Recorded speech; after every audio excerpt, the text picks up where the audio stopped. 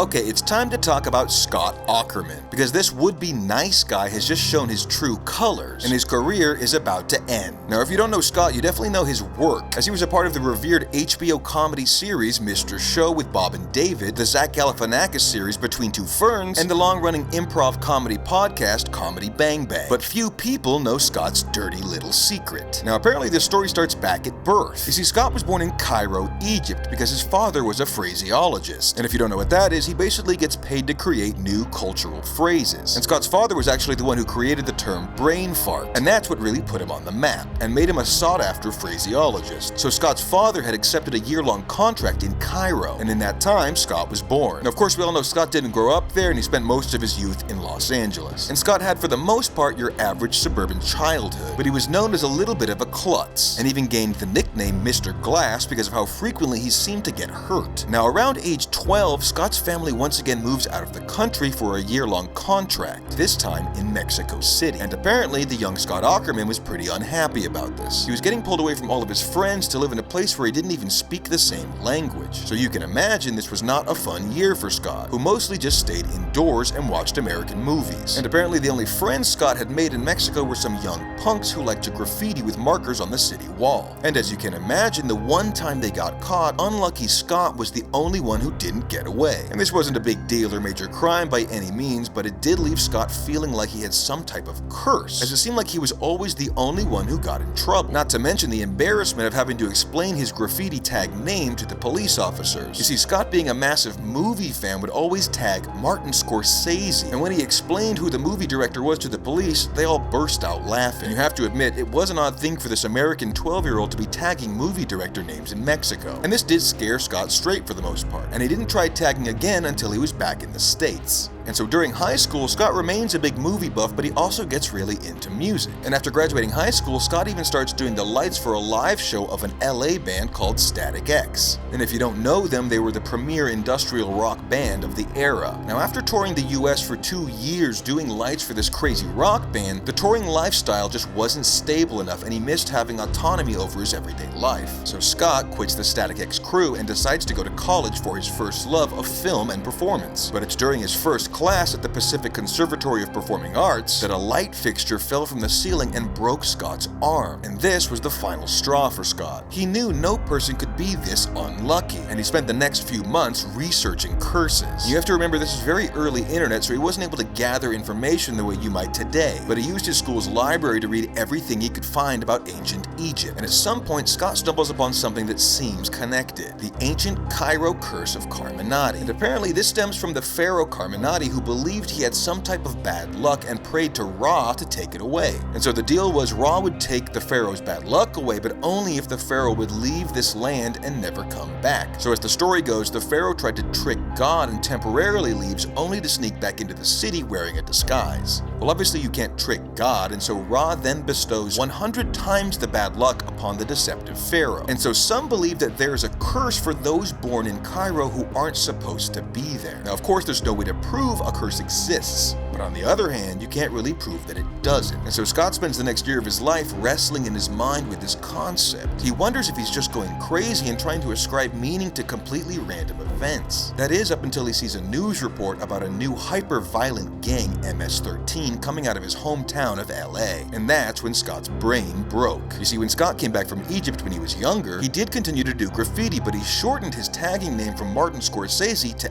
MS, and started including his age at the time, 13. So Scott Aukerman had spent years tagging MS-13 around LA when he was young, and had all but forgotten about it up until this moment when he realized he had inadvertently started America's most violent street gang to ever exist. And once Scott realized this curse was real, he knew there was no sense in trying to fight it. Scott decided if you can't beat him, join him, and started following the dark practices of ancient Egypt. So Scott immediately drops out of performing arts college and forsakes the idea of making meaningful art. In fact, he forsakes the idea of even being a human. He was now letting the curse of Carminati have complete control. And unsurprisingly, it worked, seeing Scott quickly employed by the breakthrough HBO comedy series Mr. Show. And while Scott was mostly a writer on the show, you can see him performing characters on the later seasons. And the behind-the-scenes Mr. Show book talks all about how every sketch Scott wrote had to be rewritten because he always included a scene where someone eats human poop, which was of course never going to make it past the censors. And while all Mr. Show fans know that cast member Jay Johnson was arrested for participating in the January 6th attack on the Capitol, most don't know that the only reason Jay was even there was to meet with Scott, who claimed he had an acting role for him. So Scott set up the apolitical Jay to appear to be a fanatical maniac, and insiders say this was all because of an offhanded comment Jay had made back while filming Mr. Show. Apparently Scott would frequently play Static X at work in the writer's room, and one time Jay said, "I'm not sure if I like this music." And that was all it took for Scott to plan for 20 years to take him down. And after writing on a show and experiencing the amount of work it took, Scott decides to focus entirely on improv comedy. And if you don't know what improv comedy is, it's the lowest form of performance arts that sees would-be comedians run onto stage with zero material and act out a scene they're all making up on the spot. And you can imagine just how horrible and stilted this type of performance is. And that's why improv comedy has the self-prescribed rule of yes and, which means whatever someone says on stage you have to support and go with. And this rule also applies to the audience, who are forced to applaud and support this overtly unfunny comedy style. So Scott uses his Mr. Show credibility to create a podcast that he has to do zero work on. And it's around this time that Scott marries a shadowy figure named Kulop. And this took some real digging, but I was finally able to uncover her murky past. You see, Kulop's mother was Sharon Maynard, also known as Yoda, who was Axl Rose's spiritual counselor during the height of Guns N' Roses. And this is entirely real, you can look this up, but I don't think Scott is using Kulop to avoid any evil energy. In fact, I think it's quite the opposite. These two seem to have teamed up to wreak havoc upon the nation. You probably all remember when they turned Scott's podcast comedy Bang Bang into a TV show that totally flopped after the fan backlash from Scott humiliating Weird Al on the Christmas special. And it was right after the show ended that Wayne Static, the lead singer of Static X, tragically passed away in 2014. It seemed the curse of Carminati was alive and well. And though there's been much speculation over who the new masked singer really is, some believe it might actually be Scott himself. And if you look at Static X's touring dates for the last few years, they directly correlate with Scott's Instagram photo locations. And there's plenty more weird stuff about this guy, like the fact that every time he's a guest on Kill Tony, he pulls out his balls, including in the most recent MSG show, or the fact that his house is made entirely out of crystals. But we'll have to save that for another time. Until then, Scott Aukerman, you're a total bitch.